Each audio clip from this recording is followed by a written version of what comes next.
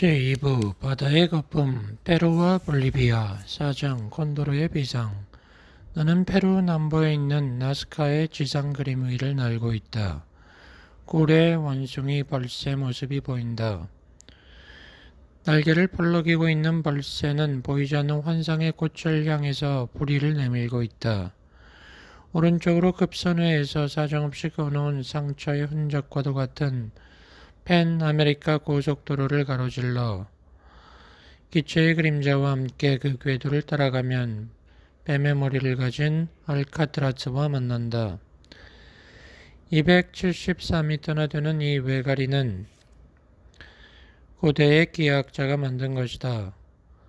세스나기가 원을 그리며 다시 고속도로를 가로지르면 물고기와 삼각형 도형의 펠리컨의 옆구리에 배치되어 있다. 다시 왼쪽으로 가면 거대한 콘도르가 날고 있다.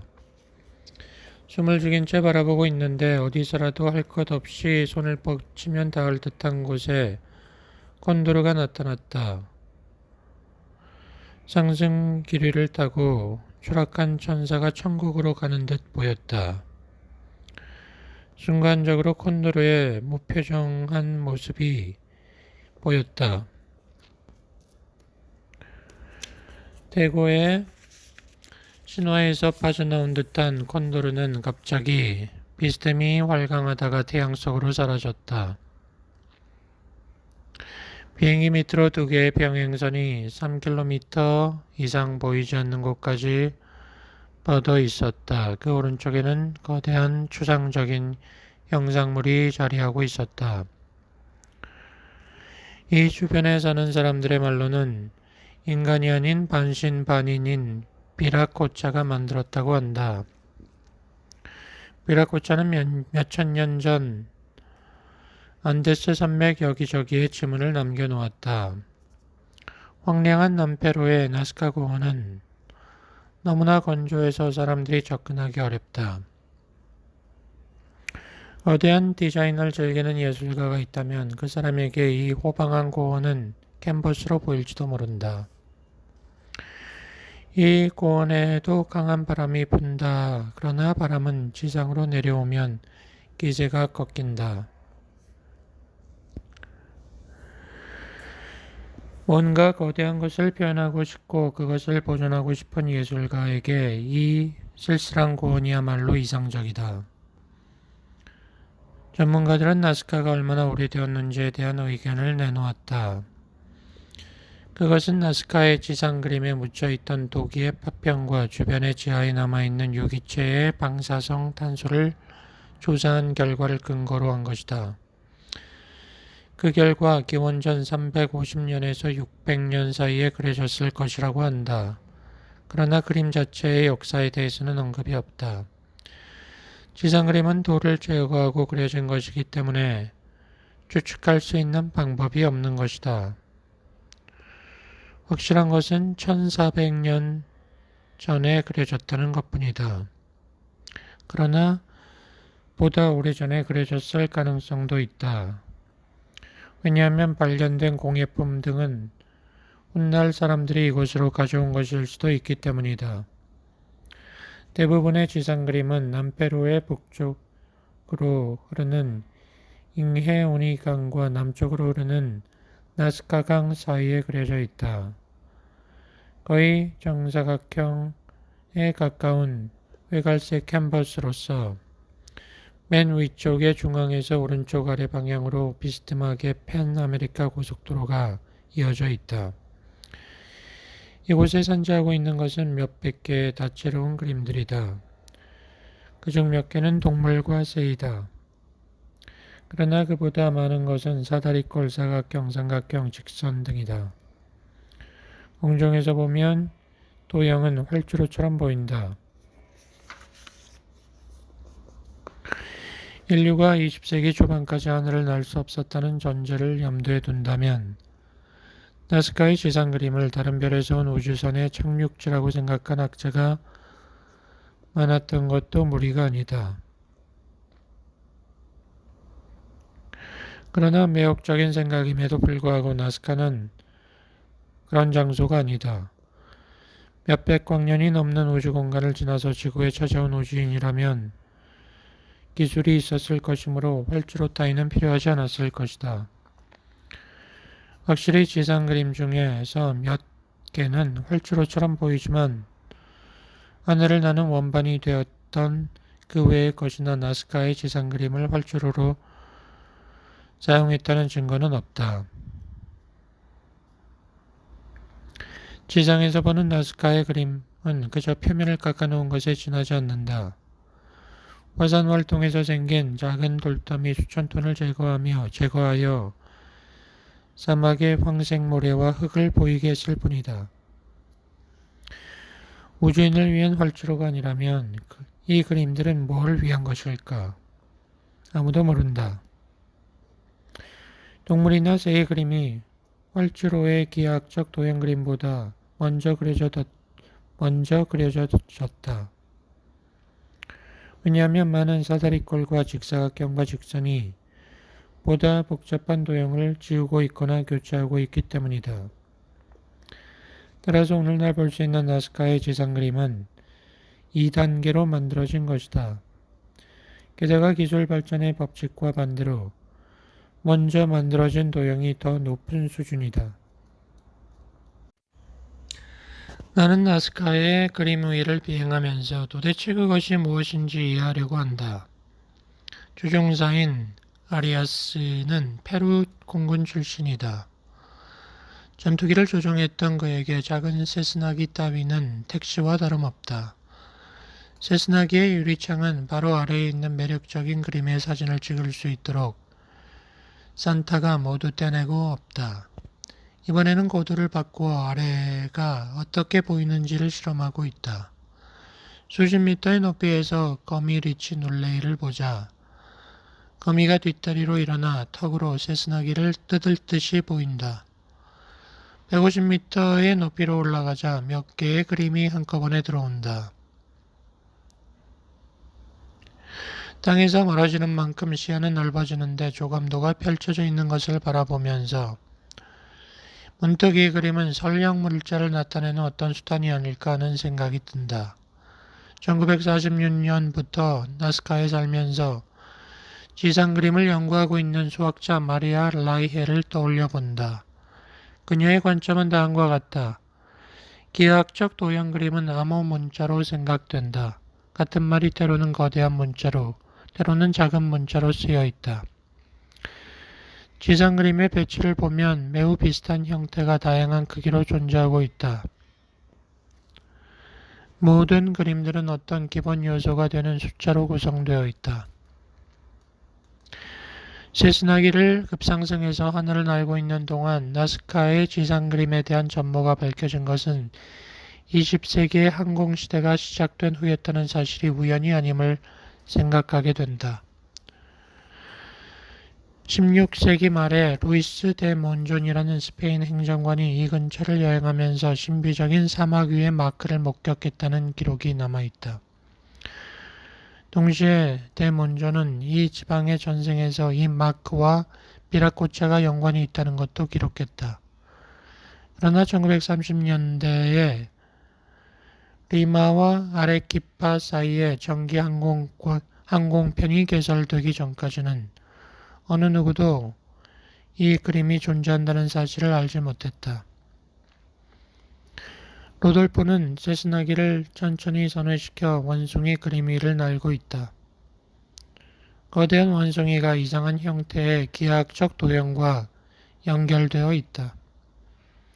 이 그림을 보면서 느낀 불가사의한 감정을 말로 설명할 수 없다. 원숭이 그림은 왠지 불길한 생각이 든다. 선은 끊어지는 일 없이 계단을 돌아 피라미드를 넘고 지그재그로 이어지다가 나선형 꼬리에 미공을 그린다. 종이 위에 그려졌다고 해도 이것은 상당한 역작이다. 그러나 나스카 사막에 있는 원숭이는 길이가 122m, 폭은 91m다. 지상 그림을 그린 사람은 지도 작성자이기도 했을까? 왜 그들을 비라코차라 불렀을까? 5장 과거로 인도하는 잉카 공예품 기념비 사원보다 종교적 전승이 훨씬 오래 남는다. 고대 이집트의 피라미드 텍스트나 구약 성서나 베다 등에 적혀있는 전승은 인류가 창조한 모든 것 중에서 없애기 가장 어려운 것들이다. 그것들은 시대를 초월해서 지식을 운반하는 교통수단이다. 페루 고대 종교의 유산을 마지막에 계승한 것은 잉카족이었다. 1532년 스페인 사람들이 잉카를 정복하고 그 후 비극적인 30년 동안 잉카족의 신앙과 우상 숭배는 절멸했으며 보물은 약탈당했다. 성견 지명이 있었던 식민지 초기의 스페인 여행자 몇 명이 잉카의 전승이 사라지기 전에 기록에 남기려고 노력을 했다. 당시에 주목받지 못했지만 잉카의 전설은 잉카 시대보다도 수천 년 전에 페루에 위대한 문명이 있었다는 것을 분명하게 말해준다. 그 문명에 대한 흔적이 남아있기 때문인데 그것에 의하면 문명의 창시자는 비라코차들이며 이 신비로운 존재들이 나스카의 그림도 그렸다고 한다. 스페인 정복자들이 왔을 때 잉카 제국의 지배 영역은 태평양 연안에서 남아메리카 안데스 산맥에 이르렀는데 북쪽으로는 현재의 에콰도르와 맞닿아 있었고 페루 전역을 포함해서 남쪽으로는 칠레의 중앙을 흐르는 마울레 강까지 이르렀다. 잉카의 넓은 영토를 연결한 것은 세련된 도로망이었다. 남북으로 두 개의 간선도로가 뻗어 있었는데 하나는 해안을 따라 3,000킬로에 이르렀고 다른 하나는 비슷한 길이로 안데스 산맥을 지나갔다. 이 두 개의 도로는 포장되어 많은 지선도로와 연결되어 있었다. 이 도로들에는 조교와 단단한 바위를 깨뜨려 만든 터널 등 기술이 사용되었다. 잉카 제국은 질서정연하고 규율 잡힌 사회였을 것이다. 그러나 이 도로는 잉카 제국의 몰락의 역할을 담당했다. 피사로가 거느린 스페인군이 이 도로를 이용해 빠른 속도로 잉카 제국의 중심지까지 전진했던 것이다. 잉카 제국의 수도는 쿠스코였다. 쿠스코라는 지명에는 그 지방 언어인 케추아어로 지구의 배꼽이라는 의미가 있다. 전설에 따르면 쿠스코를 개국한 것은 태양신의 아들인 망코 카파크와 마마오클로이다. 잉카족은 태양신인 인티를 최고의 신으로 숭배했다. 인티는 나스카에 있는 그림을 그린 비라코차이며 그의 이름은 바다의 거품이라는 뜻이다. 그리스 신화의 여신 아프로디테가 바다에서 태어났고 이름이 거품에서 만들어졌다는 의미를 가진 것은 우연일 것이다. 안데스 사람들은 비라코차를 남성으로 묘사했다. 스페인은 비라코차 숭배를 금지시켰는데 그 숭배가 얼마나 오래됐는지는 아무도 모른다. 비라코차 숭배는 언제나 존재했던 것처럼 보인다. 잉카인들은 비라코차를 천지 창조의 신으로 받들며 제사를 올렸다. 흔적을 조사해 보면 최고의 신 비라코차는 페루의 역사에 존재했던 모든 문명으로부터 숭배받은 듯하다. 나스카를 떠난 며칠 후 쿠스코에 도착한 산타와 나는 바로 코리칸차 신전으로 출발했다. 이 신전은 스페인 침입 이전 시대에 비라코차에게 제사를 지내기 위해 지어진 것이다. 물론 코라칸차가 사라진 지는 오래다. 보다 정확히 말해서 그 후에 지어진 건축물 아래에 묻힌 것은 아니다. 스페인 사람들은 잉카 신전의 토대와 단단한 벽은 그대로 두고 그 위에 장엄한 식민지풍의 사원을 건립했다. 그 사원 입구로 향하면서 예전에 이곳에 서 있던 잉카 신전이 700장 이상의 순금으로 덮여 있던 것을 생각했다. 순금 한 장의 무게는 2킬로다.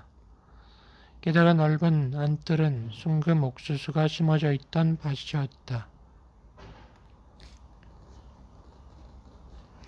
비라코차 신전 위에 스페인 사람들이 건립한 산토 도밍고 대사원은 1650년과 1950년의 지진으로 무너졌다가 그때마다 재건되었다.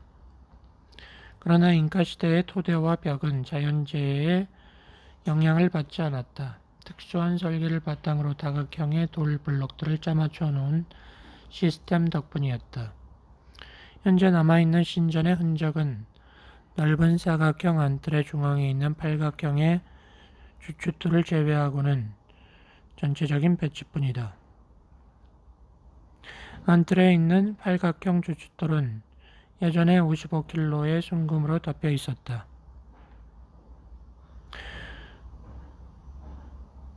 둥근 돌이 깔려있는 쿠스코의 좁은 거리를 걸어보았다. 주위를 둘러보고 이전 문화의 흔적 위에 스페인풍의 건축물이 세워진 것은 대사원뿐만이 아니라는 걸 알게 되었다. 마을 전체가 두 개의 문화로 나뉜 것처럼 보였다. 턱수염을 기른 이방인, 아직 스페인이 페루 문화를 본격적으로 파괴하기 전인 16세기 초경 고리칸차 신전에는 비라코차의 우상이 세워져 있었던 것으로 보인다. 비라코차가 누구이든 아메리카 인디오의 모습은 아니다. 진한 수염과 피부색이 하얀 비라코차는 백인을 연상시킨다. 16세기 당시의 잉카 제국 사람들도 그렇게 생각하고 있었다. 전설과 종교적 신앙을 통해서 그들은 비라코차의 생김새에 대한 이미지를 가지고 있었다. 그래서 아마도 그들은 턱수염을 기른 하얀 피부색의 스페인인이 도착했을 때 비라코차와 반신반인인 신들이 돌아왔다고 착각했을 것이다. 모든 전설에서 비라코차는 돌아온다고 약속했다는 말이 전해지고 있기 때문이다. 이 우연의 일치가 피사로에게는 행운이었다. 우수한 잉카군과의 싸움에서 전략적 심리적 우위를 점할 수 있었기 때문이다. 그럼 누가 비라코차의 모델일까? 6장 혼란의 시대에 나타난 남자. 안데스 지역에 사는 사람들의 고대 전설에는 키가 크고 턱수염을 길렀고 피부가 하얗고 외투를 입은 불가사의한 인물이 등장한다. 제각기 다른 장소에서 여러 이름으로 전해지지만 동일한 특징을 구비하고 있다. 비라코차, 즉 바다의 거품은 과학과 마술에 능통한 자로서 무서운 병기를 다루며 혼란의 시대에 나타나서 세계 질서를 바로잡았다. 비슷한 이야기가 차이는 있지만 안테스 지역의 모든 사람들을 통해 전해지고 있다. 이 이야기는 지구가 홍수로 물에 잠기고 태양이 사라져 암흑으로 변한 무서운 시대를 묘사하면서 시작된다. 사회는 혼란의 연못으로 가라앉았고 사람들은 고통을 견디고 있었다. 그때 남쪽에서 출현한 것은 큰 몸짓을 가진 백인이었다. 이자는 위대한 힘을 지니고 있어서 언덕을 계곡으로 만들었고 계곡을 언덕으로 만들었다. 이런 전설을 기록한 스페인 초기 연대기 편찬자에 의하면 이야기들은 그가 안데스 산속을 여행할 때 인디오들에게서 들은 것이라고 한다. 그들에 의하면 이 자는 좁은 땅 사이를 지나 북쪽으로 향했는데 도중에 믿을 수 없는 많은 일을 했으며 그 후로는 다시 모습을 나타내지 않았다고 했다. 이 자는 사람들에게 어떻게 생활해야 하는지를 보여주었고 자비와 사랑이 담긴 말을 전했으며 선행을 베풀었다. 또한 서로에게 상처를 주지 않고 사랑하면서 살아야 하는 것과 자비로운 마음을 지니도록 설득했다고 한다. 이 남자에 대한 명칭에는 비라코차 외에 우아라코차, 콘티치, 콘틱시, 투누파, 티파크, 투파카, 일라 등이 있다. 그는 과학자였고 기술을 가진 건축가였으며 조각가이고 기술자이기도 했다. 협곡의 장소에 대지와 밭을 만들었고 그것을 지탱해주는 벽을 만들었다. 관계수로도 만들었다. 비라코차는 또한 교사이자 치료사로서 곤란한 사람들을 도왔다. 가는 곳마다 병자를 치료하고 맹인의 눈을 개안시켰다. 그러나 이 마음씨 착한 초인에게 다른 면도 있었다. 위험에 노출되는 일이 몇 번 있었던 듯한데 그럴 때에 그는 불을 뿜는 병기를 사용했다. 그가 카나스 지방에 나타났다. 까차라는 촌락에 도착했을 때 마을 사람들은 돌을 던지려 했다. 마을 사람들은 그가 무릎을 굽히고 앉아 손을 하늘로 향하는 것을 보았다. 그 순간 인디오들은 하늘에서 불을 보았고 그 불 속에 갇혔다. 두려움을 느낀 인디오들은 용서를 빌었다. 그는 명령을 내려 불을 정지시켰다. 불에 탄 돌은 코르크처럼 되어 큰 돌도 들어올릴 수 있을 정도였다. 그곳에서 떠난 그는 해안으로 가서 외투를 입은 채 바닷속으로 들어간 뒤 나타나지 않았다. 그래서 인디오들은 그 사람을 비라꼬차, 바다의 거품이라고 이름했다. 비라꼬차의 생김새에 관해서는 모든 전설이 일치한다.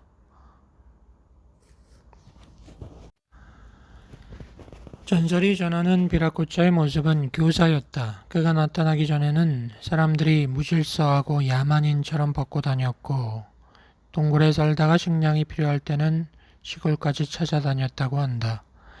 비라꼬차는 이것들을 변화시켜 우세 사람들이 향수를 품고 있는 잃어버린 황금시대를 구축했다고 한다.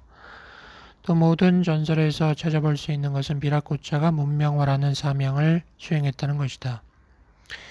힘을 사용하지 않고 주의 깊게 지시했으며 모범을 보여 문화적 생산적 생활을 할 수 있는 지식과 기술을 전했다.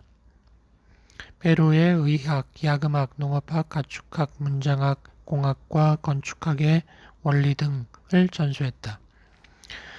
나는 이미 쿠스코에 있는 잉카의 석조 건물의 높은 질적 수준에 감명받았다. 그러나 유적을 조사하는 동안 잉카의 석조 건물이라고 전해지는 것이 고고학적으로 반드시 잉카인이 만들었다고 단정할 수 없음을 알았다. 잉카인들은 돌세공에 뛰어났고 쿠스코의 많은 유적은 잉카인이 세운 것들이다. 그러나 잉카인이 세웠다고 인정되는 몇 개의 건축물들은 그 이전의 문명에 의한 것일지 모른다. 이 생각은 잉카 제국 구석구석까지 연결되어 있는 고도로 발달한 도로망에도 적용된다. 두 개의 간선도로가 평행하게 남북으로 뻗어 있는데 하나는 해안, 하나는 안데스 산속에 있다. 나는 잉카인이 그 도로 전체를 완성했다고 믿고 있었다. 그러나 지금은 잉카인들이 도로를 유산으로 물려받았을 가능성이 더 높다고 생각한다. 잉카 지역의 전설에 따르면 도로망은 물론이고 세련된 건축물도 잉카 시대에 이미 고대의 유산이었을 뿐만 아니라 수천 년을 거슬러 올라가는 태고에 머리카락이 적색인 백인이 만들었다고 전하고 있는 것이다. 어떤 전설에서는 비라꼬차에게 두 종류의 사자가 있었다고 한다. 신뢰할 수 있는 병사들인 우아밍카와 빛나는 사람들인 야우아이 판티가 그들이다. 그들의 일은 주인이 하는 말을 세계 구석구석에 전하는 일이었다고 한다. 다른 전설에서는 콘틱시가 귀환했다. 많은 수행원들을 데리고 콘틱시는 제자를 소집했다. 그들을 비라꼬차라 불렀다. 라고 적혀 있다. 샤크 샤우아만의 고대 성체는 쿠스코의 바로 북쪽에 있다. 오후 늦게 찾아갔는데 은백색의 두꺼운 구름이 하늘을 덮고 있었다. 음울한 바람이 불어왔다. 그 바람을 헤치고 계단을 올라가 거인을 위해 만들어 놓은 듯한 돌문을 지난 후에 거대한 벽을 따라 걸었다. 목을 빼고 거대한 화강암을 올려다보았다. 주의 깊게 절단된 돌들 중에 하나가 높이가 8.5m, 무게가 300톤이다. 의문이 생긴다. 잉카인 혹은 그 전의 사람들은 어떻게 거인밖에 할 수 없을 듯이 보이는 일을 해냈을까? 어떻게 거대한 돌을 절단하고 마무리했을까? 어떻게 돌을 운반했을까? 어떻게 벽을 만들었을까? 스페인 식민지 시대 초기에 기록을 남긴 사람들도 이 벽을 보고 당혹감을 느꼈을 것이다.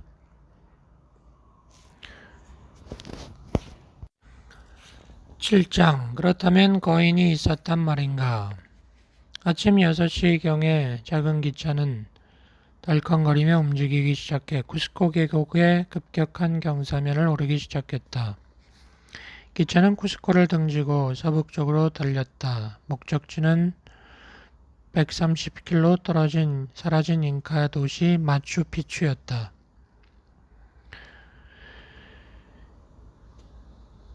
잉카와 안데스인들의 전설에 등장하는 비라코차의 돌연한 출현과 대홍수 사이에 관계가 있다고 여겨진다. 눈앞에 호세 데 아코스타 신부가 쓴 인디오의 자연과 도덕의 역사의 한 구절이 있다. 인디오들은 대홍수에 대해서 이야기한다. 옛날 이 나라에 대홍수가 일어났다고 한다. 대홍수로 대부분의 사람이 익사했다. 그러나 티티카카 호수에서 한 명의 비라코차가 나타나 티아우아나코에 정착했다. 현재 티아우아나코에는 고대 유적과 기묘한 건축물이 있다. 비라코차는 그곳에서 쿠스코로 이주했고 인류는 다시 증가했다. 최초의 고대 사람들은 죄를 범해서 대홍수로 창조주에게 멸망당했다. 대홍수 후 창조주는 인간의 형태로 티티카카 호수에 나타났다. 그는 태양과 달과 별을 창조했다. 그리고 인간을 증식시켰다. 또 다른 신화를 보자. 위대한 창조의 신 비라코차는 사람이 살 수 있는 세계를 만들기로 결심했다. 그래서 처음에 대지와 하늘을 만들었다. 다음에 그곳에서 살 사람들을 만들었다. 그리고 돌에 거인들의 상을 새긴 후에 생명을 불어넣었다. 처음에는 다 좋았다. 그러나 점차 시간이 지나면서 거인들이 다투기 시작하더니 일하기를 거부했다. 비라코차는 그들을 멸망시키기로 했다. 거인들은 원래대로 돌로 돌아가거나 대홍수 때 익사했다. 매우 비슷한 이야기가 다른 곳에도 전해진다. 예를 들면 유대인의 구약 성서이다. 창세기 6장에는 야훼가 자신의 창조물이 마음에 들지 않아 파괴했다는 말이 있다. 나는 이전부터 대홍수 이전의 잊혀진 시대에 대해 말하고 있는 이 문장에 이끌렸다. 이 시대에는 거인이 있었다라고 적혀 있다. 성서에 등장하는 중동의 사막에 묻힌 거인은 스페인에게 점령당하기 이전에 남미 원주민의 전설에 등장하는 거인과 연결되는 게 아닐까. 이 수수께끼를 복잡하게 만드는 것은 계속 이어지는 유대와 페루의 전설이 비슷하기 때문이다. 분노한 신은 사악하고 순종하지 않는 세계에 대홍수를 일으켰다고 한다. 내가 모은 자료 중에 몰리나 신부의 잉카의 신화와 제사에 관한 보고서가 있는데 역시 대홍수를 기록하고 있다. 9장 과거 그리고 미래의 왕.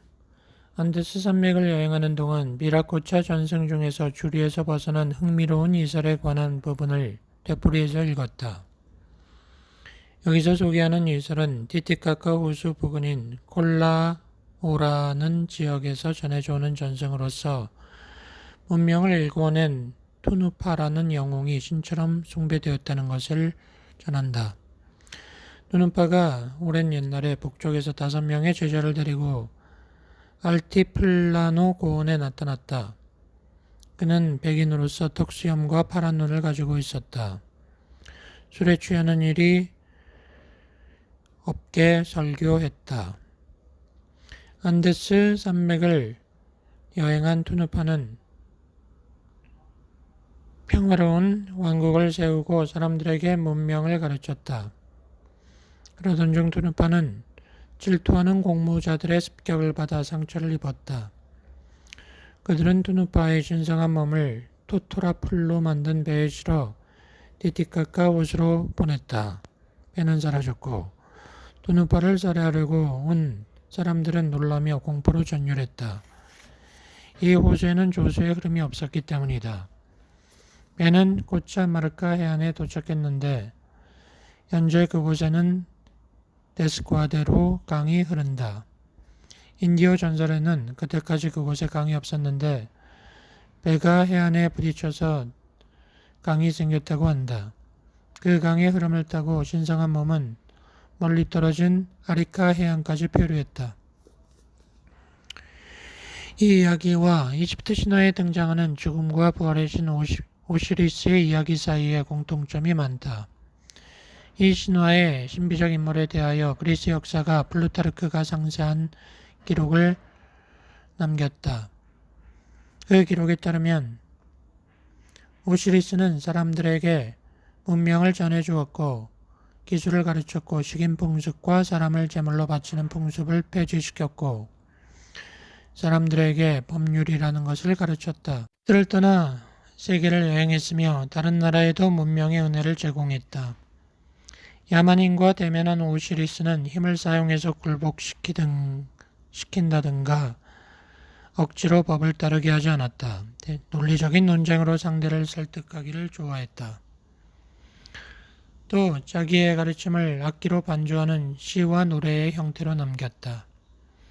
그러나 오시리스가 자리를 비운 사이 의형제 세트가 거느린 신하 72명이 음모를 획책했다.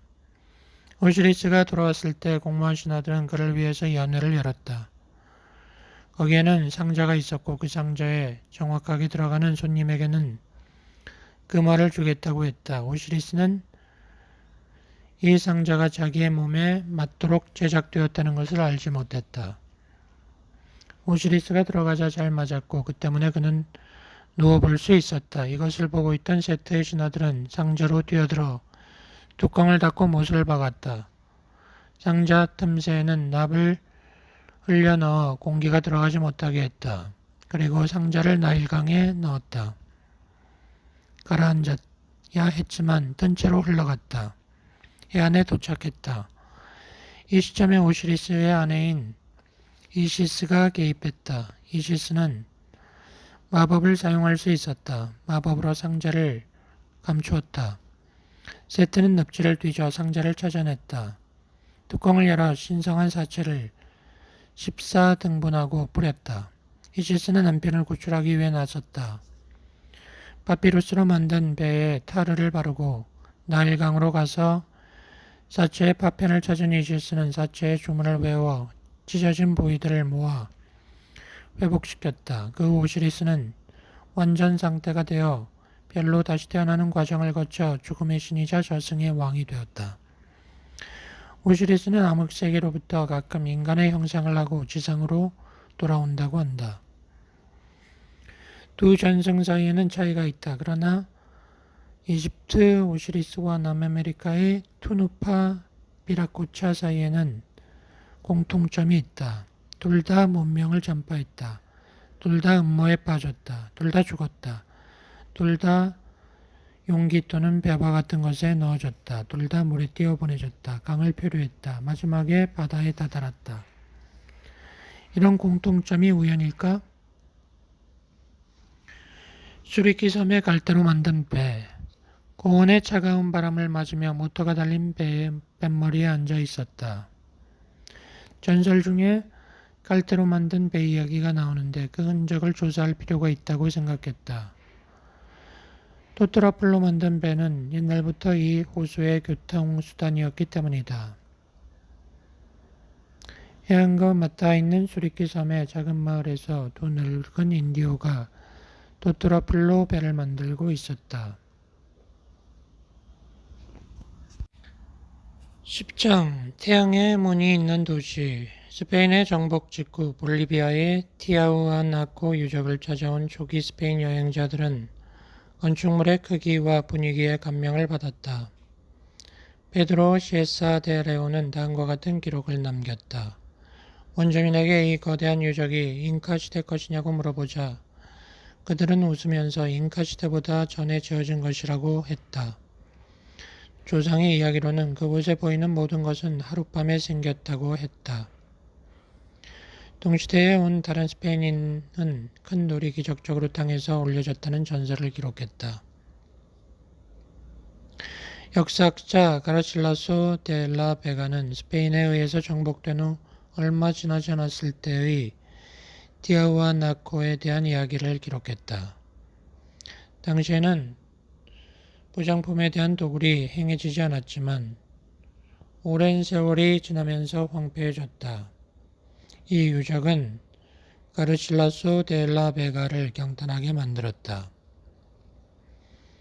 믿을 수 없는 티아후아나코의 건축물에 대해서 서술한다. 이곳에는 고대에 만들어진 높은 인공 언덕이 있는데 토대는 돌로 되어 있고 지면이 움직이지 않도록 만들어져 있다. 돌을 잘라서 만든 거대한 조각상이 있다. 그것은 마모되어서 대고의 것이라고 하는 까닭을 이해할 수 있다. 벽이 있는데 너무 커서 인간의 힘으로 어떻게 옮겼는지 상상할 수 없다. 이것은 16세기에 기록한 것이다. 그로부터 400년이 지난 20세기 후반인 지금 나도 델라베가와 마찬가지로 당혹감을 느끼고 있다.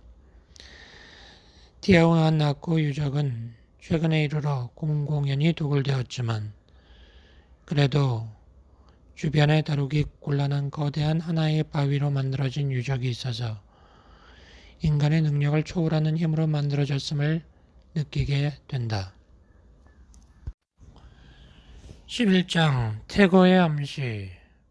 고 아르투르 보스난스키 교수는 자신의 천문 고고학적 계산 방식을 설명함으로써 티아후아나코의 기원에 관한 학계의 정설을 뒤엎었다. 그는 갈라사사야가 건설될 때의 황도경사와 오늘날의 황도경사의 차이를 이용해서 계산을 도출한 것이다 라고 했다. 지구를 우주라는 대양을 순항하는 배라고 보면 이해하기 쉽다. 모든 배는 파도에 따라 조금씩 흔들린다. 그 흔들리는 배에 타고 있다고 생각해보자. 갑판에 서서 바다를 본다. 파도의 정점에서는 배가 올라가고 시야가 넓어진다. 그러나 아래로 내려가면 좁아진다. 이 과정은 일정하다. 수학적이고 규칙적으로 똑딱거린다. 그것은 안정적이고 알아차릴 수 없는 흔들림으로 영원히 수평선과 여러분의 시야와의 사이의 각도를 왔다 갔다 할 것이다. 지구를 보자. 누구나 알듯이 우주에 떠있는 지구의 자전축은 태양의 주위를 도는 궤도와 수직이 아니라 경사져 있다. 따라서 지구의 적도와 천구의 적도는 태양의 주위를 도는 궤도 사이에 차이가 생기게 된다. 그 각도의 오차가 황도경사가 된다. 그러나 지구는 베이고 흔들리고 있어서 경사각도는 주기적으로 변하게 되고 변하는 데에 긴 시간이 걸린다. 이 주기는 4만 1000년이고 정밀한 크로노그래프의 그래프 위에서 경사각도로는 22도 1분과 24도 5분 사이에서 변화한다. 보스난스키가 갈라사사야의 건설 시기를 추정할 수 있었던 것은 경사 주기가 태양의 일출과 일몰의 방위각을 몇 세기에 걸쳐서 변화시키고 있기 때문이다. 보스난스키는 태양의 표준 방위각과 차이가 나는 몇 개의 건축물을 조사해서 조준을 보충 수정하여 갈라사사야가 건설될 때의 황도경사가 23도 8분 48초라는 것을 증명했다. 이 각도를 전체적 국제학회의 그래프에 조회하면 건설 시기는 기원전 1만 5천년이 된다. 물론 대개의 보수적 역사학자나 고고학자는 티아후아나코의 건설 시기가 태고로 올라가는 것을 좋아하지 않는다. 그들은 기원 후 500년이라는 무난한 때로 추정하고 싶어한다. 그러나 1927년 몇 명의 다른 전문 분야의 과학자들이 보스난스키의 조사를 검증했다. 과학자들은 포즈난스키의 의견이 옳다고 결론 내렸다. 티아후아나코가 역사의 여명기 이전에 번영했다면 과연 어떤 사람들이 어떤 목적으로 건설했을까?